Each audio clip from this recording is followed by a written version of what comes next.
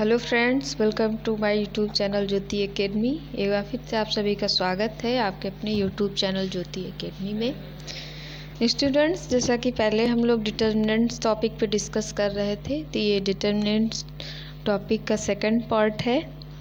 इसमें आज हम लोग डिस्कस करेंगे कि किसी भी मैट्रिक्स का डिटर्मिनेंट कैसे फाइंड करेंगे अगर वो 3x3 के ऑर्डर में है।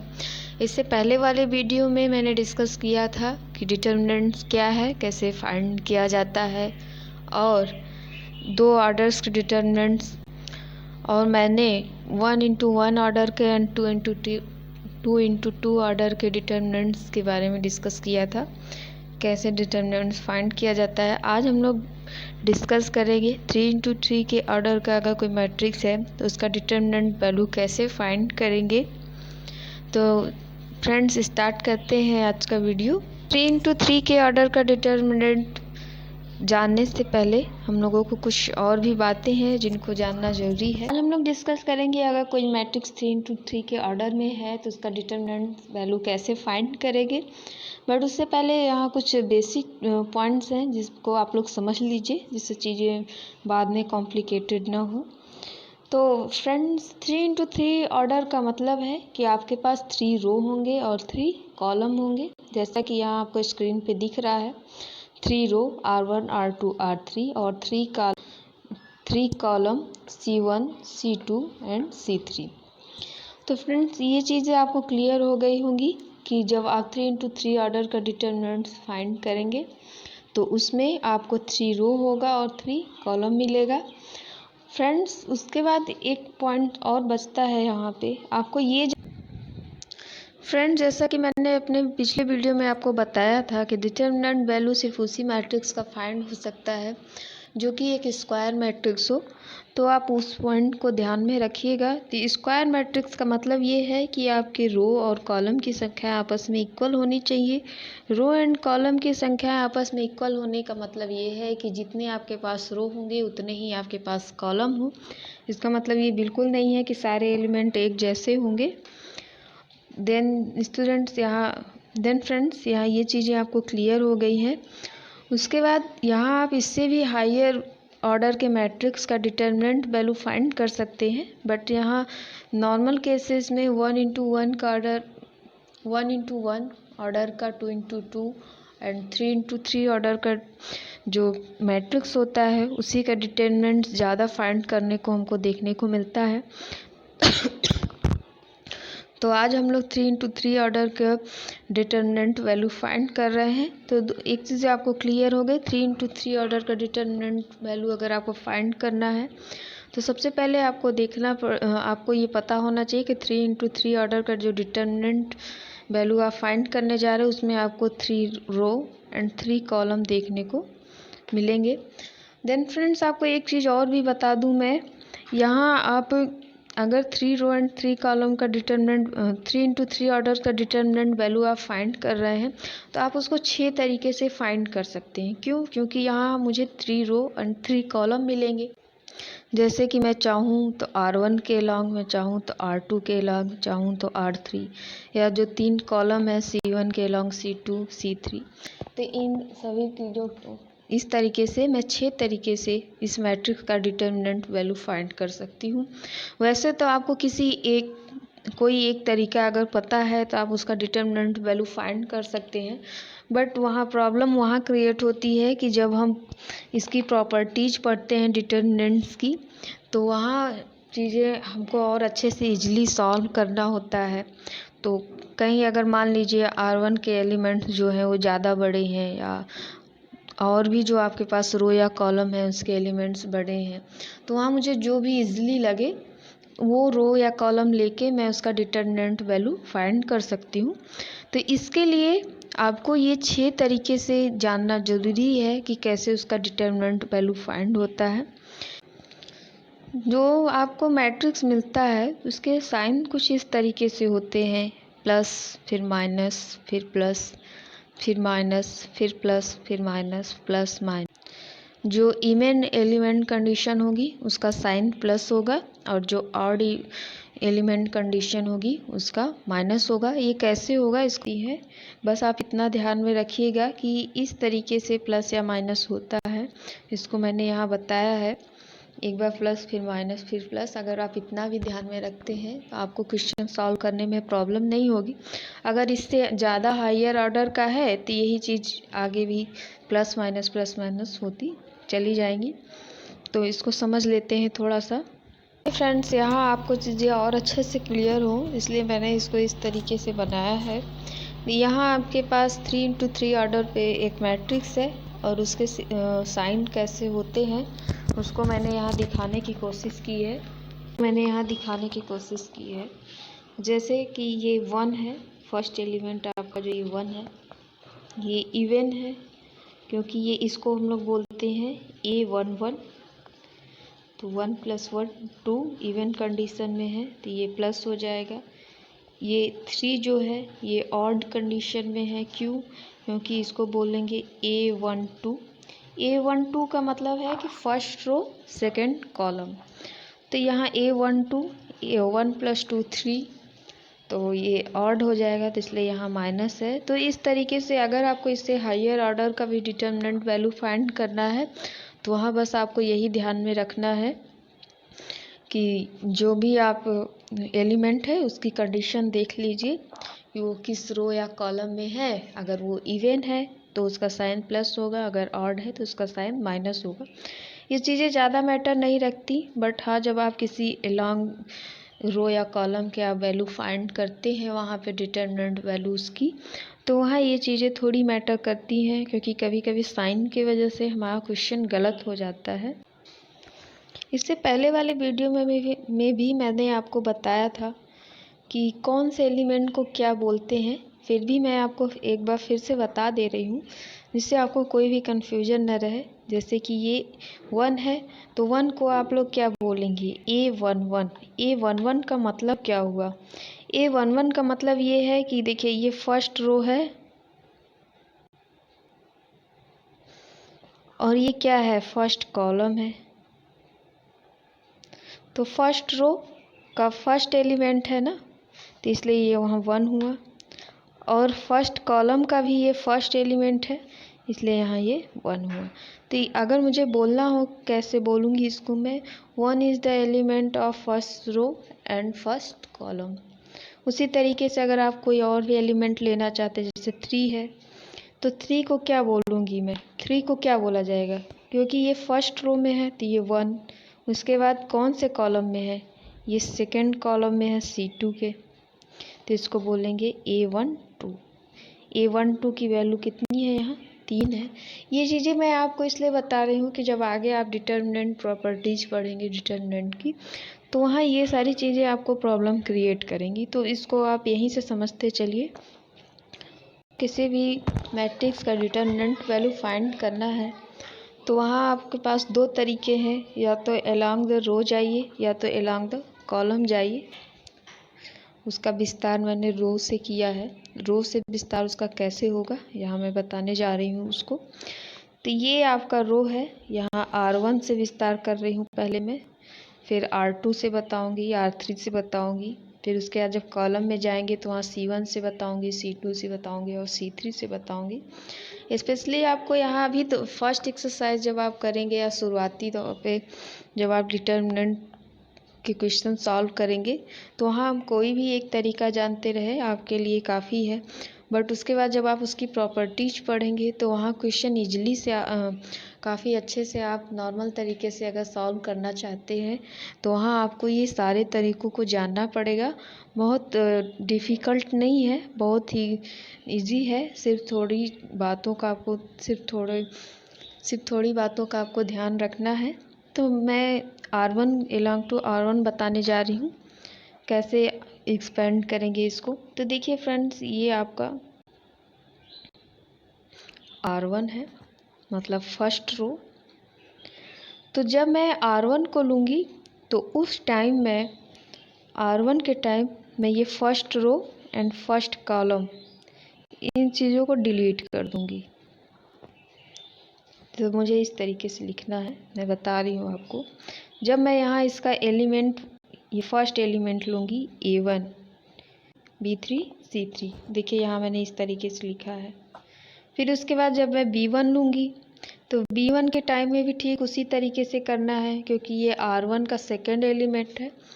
तो ये फर्स्ट रो, अब चूँकि B1 जो है वो सेकेंड एलिमेंट है तो यहाँ सेकेंड कॉलम जो होगा वो डिलीट होगा, सेकेंड कॉलम आपका डिलीट होगा। तो आपके पास बचेगा C2 C3 A2 A3, उसको मैंने यहाँ इस तरीके से लिखा है। फिर उसके बाद जब मैं C1 लूँगी तो फिर ये R1 का ही एलिमेंट है, बट ये थर्ड एलिमेंट है।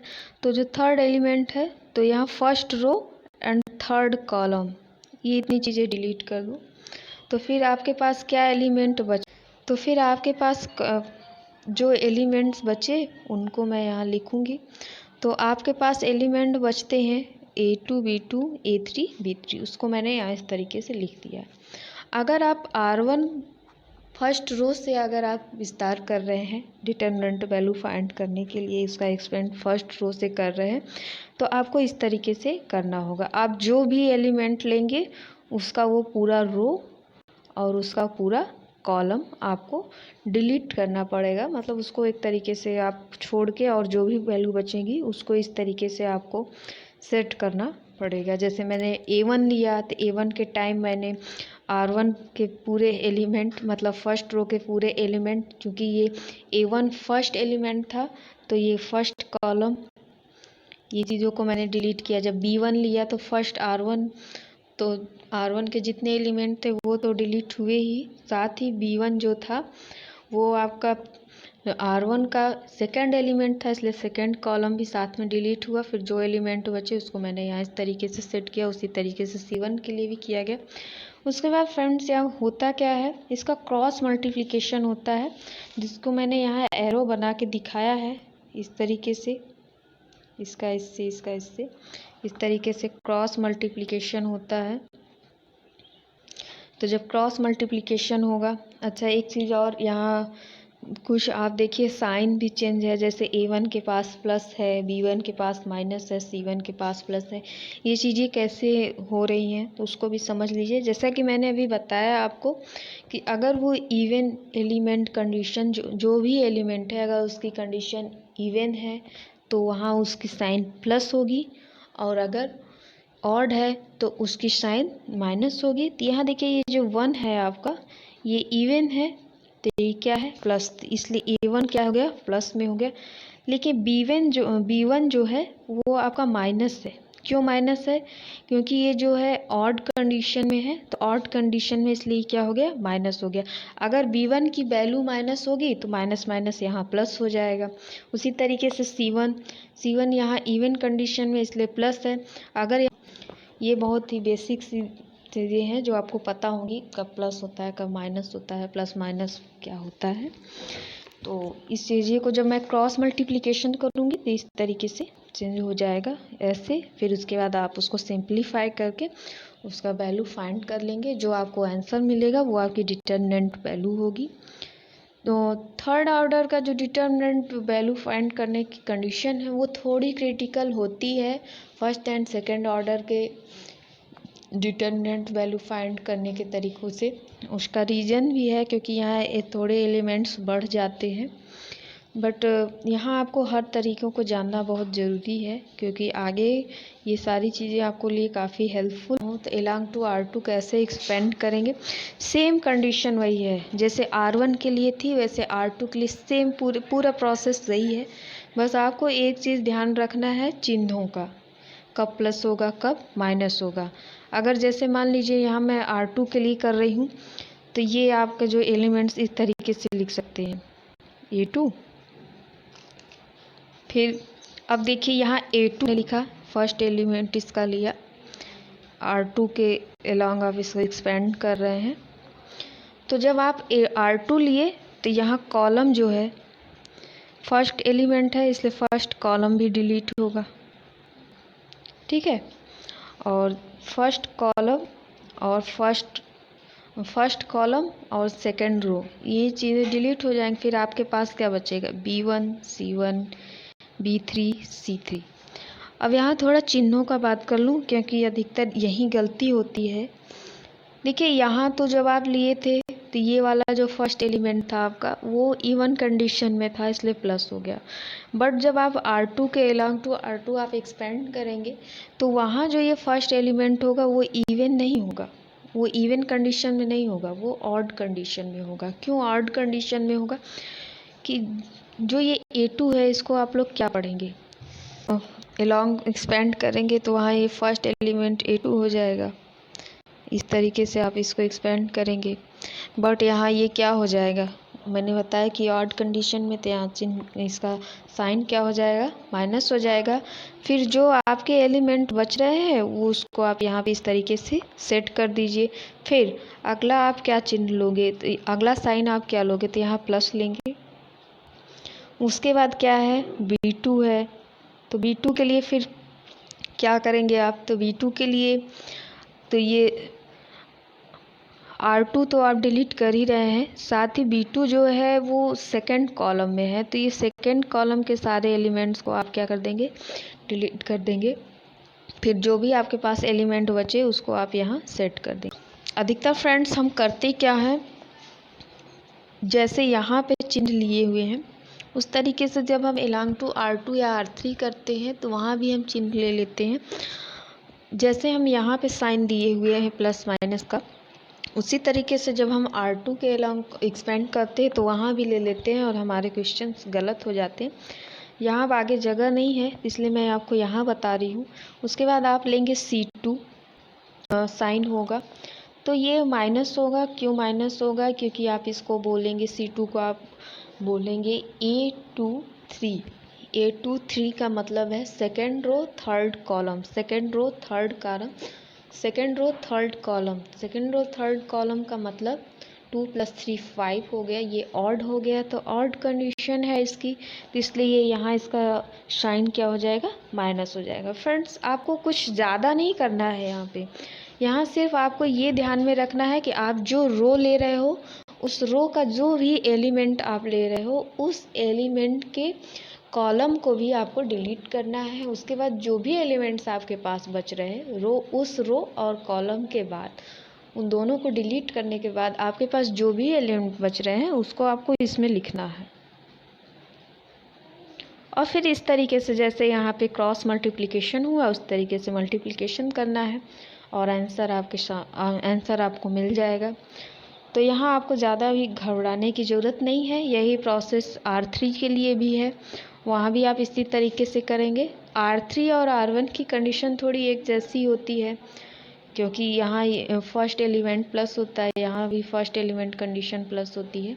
तो R3 और R1 को जब आप R3 से अगर एक्सपेंड कर रहे हैं तो भी, R1 से एक्सपेंड कर रहे हैं तो भी, तो आपको वहाँ उतनी प्रॉब्लम नहीं होने वाली है। बट आपको हमेशा जब R2 along to R2 expand कर रहे हैं तो वहाँ आपको ये चीज़ें ध्यान में रखनी होगी। यहाँ कुछ ज़्यादा आपको नहीं करना है, जो भी यहाँ रोल है सिर्फ साइन का है, आपको साइन ध्यान में रखना है और सारे प्रोसेस वही है। जो रो लेंगे उस रो का जो भी एलिमेंट ले रहे हैं उसके कॉलम को भी आप डिलीट करिए और उस रो को भी डिलीट करिए। फिर जो भी एलिमेंट बचते हैं वो आपको इसमें सेट कर देना है इस तरीके से। अब इसी तरीके से कॉलम वाले भी एक्सपेंड होंगे। फ्रेंड्स यहाँ आज की वीडियो थोड़ी बड़ी होने वाली है तो आप परेशान मत होइएगा, इसको पूरा देखिएगा, क्योंकि वीडियो को बनाने में हम लोग बहुत मेहनत करते हैं। उसके बाद आपके पास वीडियो तैयार होकर आपको मिलती है, तो इसीलिए आप इस वीडियो को स्किप मत करिएगा, इसको पूरा देखिएगा तभी आपको चीज़ें समझ में आएंगी। अधिकतर लोग करते क्या हैं, उसको बीच बीच में से एक से स्किप करके देखते हैं, फिर उसके बाद जो है मेरे पास कमेंट करते हैं कि मुझे ये चीज़ नहीं समझ में आई, ये पॉइंट नहीं समझ में आया, ये कैसे हो गया। तो मेरी पूरी कोशिश यही रहती है, हम लोगों की पूरी कोशिश यही रहती है कि आपको जो भी बताया जाए वो पूरा एक्सप्लेन करके बताया जाए, जिससे उसके बाद आपको कोई भी कन्फ्यूजन ना क्रिएट हो। इसलिए थोड़ा कुछ पॉइंट जो होता है वो ज़्यादा एक्सप्लेन किया। इसलिए कभी कभी ऐसा होता है कि कुछ बेसिक चीज़ों को भी एक्सप्लेन करना होता है। जिससे कि आपको कोई भी प्रॉब्लम ना क्रिएट हो। तो वहाँ चीज़ें थोड़ी बड़ी हो जाती हैं, वीडियो बड़ा हो जाता है। बट अधिकतर लोग करते क्या हैं, उसको स्किप कर देते हैं। तो जब स्किप कर देते तो वो चीज़ें समझ में नहीं आती और फिर आप मेरे पास कमेंट करते हैं मुझे ये चीज़ नहीं समझ में। अधिकतर मुझे ये कमेंट देखने को मिलता है कि ये पॉइंट नहीं समझा। वो पॉइंट आपको तब समझ में आएगा जब आप उस वीडियो को पूरी तरह अच्छे से देखेंगे। तो अभी मैंने फ्रेंड्स आपको बताया रो से कैसे एक्सपेंड करेंगे। अब मैं आपको बताने जा रही हूँ कॉलम से कैसे करेंगे। देखिए यहाँ जो प्रोसेस है वो बहुत ही सिंपल है, बट आप छोटी छोटी चीज़ों को ध्यान में नहीं रखते। मैथ और साइंस को भी आप रट के समझना चाहते हैं, तो मैथ और साइंस को आप रट के नहीं समझ सकते हैं। वहाँ आपको उसको रट के नहीं, ये ऐसा सब्जेक्ट है दो, ये आप उसको रट के नहीं कर सकते हैं। वहाँ आपको उसको समझना पड़ेगा कि चीज़ें कैसे हो रही हैं। तो जिस दिन से आप ये समझना शुरू कर देंगे कि ये कैसा प्रोसेस ये हो रहा है, तो वहाँ आप फिर उसके बाद आपको मैथ और साइंस सब्जेक्ट बहुत ही डिफ़िकल्ट नहीं लगेगा। मैं अधिकतर बच्चों को यही कहते हुए सुनती हूँ कि मैम मैथ बहुत ही डिफ़िकल्ट सब्जेक्ट है, नहीं हो पाएगा मेरे से। डिफ़िकल्ट कुछ नहीं है, डिफ़िकल्ट उसको आप लोग बनाते हैं रट के। ऐसा कुछ नहीं है जो हम कर नहीं सकते हैं, आपकी एक सोच है। साइक्रो के अकॉर्डिंग जो है एक्सप्लेन करना बताया, अब मैं कॉलम के अकॉर्डिंग बताने जा रही हूँ।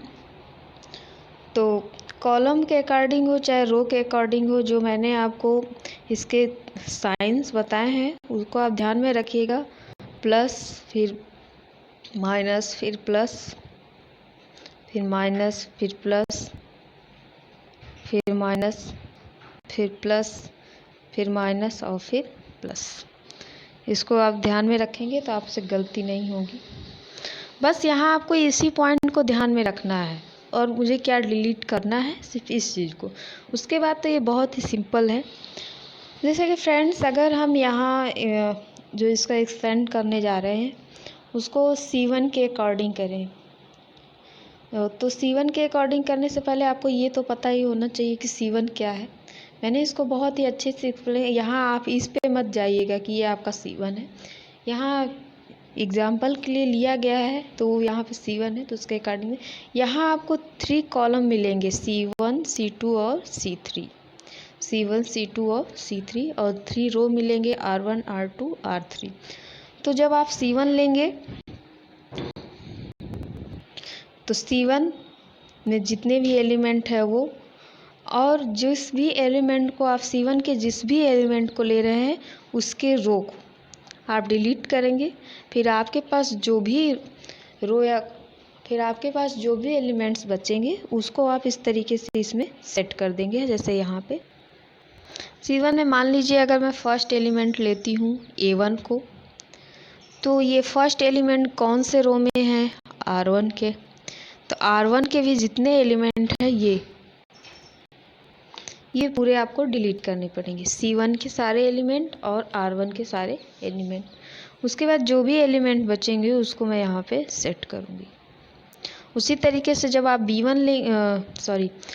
उसी तरीके से जब यहाँ आप A2 लेंगे तो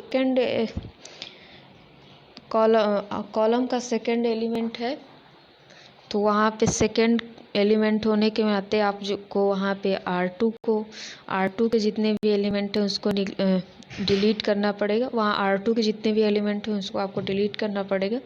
फिर जो भी एलिमेंट बचेंगे उसको यहाँ आपको सेट करना है। इसी तरीके से A3 के लिए, तो यहाँ समझ लेते हैं फ्रेंड्स। जब मैंने यहाँ A1 लिया तो जैसा कि मैंने बताया A1 जो है वो इवन कंडीशन में है, इसलिए यहाँ प्लस हो गया। उसके बाद जो भी एलिमेंट्स बचे उसको इस तरीके से, फिर माइनस A2। माइनस क्यों हुआ, क्योंकि ये जैसा कि यहाँ आपको चिन्ह के बारे में पहले बताया गया था कि यहाँ A2 माइनस होता है, तो इस तरीके से माइनस, फिर A3 प्लस होता है।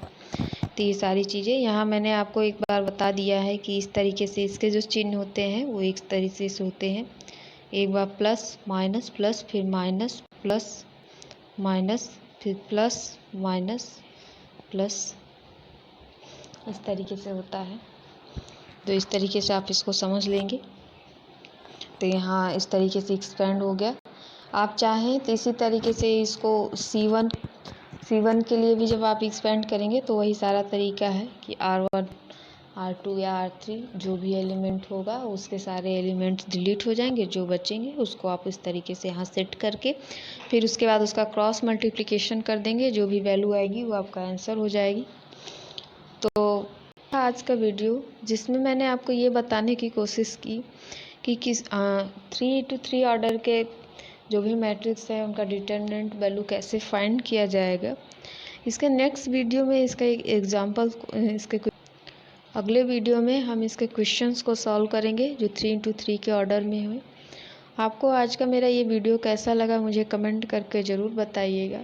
साथ ही अगर अभी तक आप मेरे चैनल को सब्सक्राइब नहीं किए हैं तो प्लीज़ मेरे चैनल को सब्सक्राइब करिए, बेल आइकन को प्रेस कर, जिससे आपको मेरे वीडियोज़ की नोटिफिकेशन सबसे पहले मिले।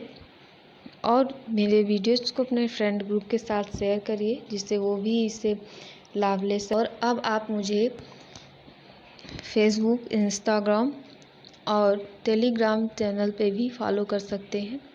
उसके लिए आपको ज्योति एकेडमी सर्च करना होगा और आपको ये मेरी प्रोफाइल मिल जाएगी। साथ ही फ्रेंड्स, मैं आप सभी को थैंक यू बोलती हूँ क्योंकि बहुत ही कम टाइम में आपने मेरे चैनल को बहुत ही अच्छा सपोर्ट किया है, जिससे मेरे चैनल के जो सब्सक्राइबर हैं वो 1K के ऊपर हो चुके हैं। और ये बहुत ही कम टाइम में ये अचीवमेंट है। इसके लिए मैं आप सभी की बहुत ही शुक्रगुजार हूँ। सभी का बहुत ही अच्छा फीडबैक देखने को मिल रहा है। आपका एक पॉजिटिव फीडबैक मुझे और भी अच्छे वीडियोज़ बनाने के लिए प्रोत्साहित करता है। ऐसे ही मुझे सपोर्ट करते रहिए। अभी आज 1K हुआ है, इसके और भी आगे हम लोग जाएंगे और बहुत ही कम टाइम में इसको सक्सेस करने की पूरी कोशिश है। तो फिर मिलूँगी। Thanks again all of you. फिर मिलूँगी इसके क्वेश्चन के साथ, 3 ऑर्डर के क्वेश्चन के साथ। तब तक के लिए थैंक यू, बाय बाय।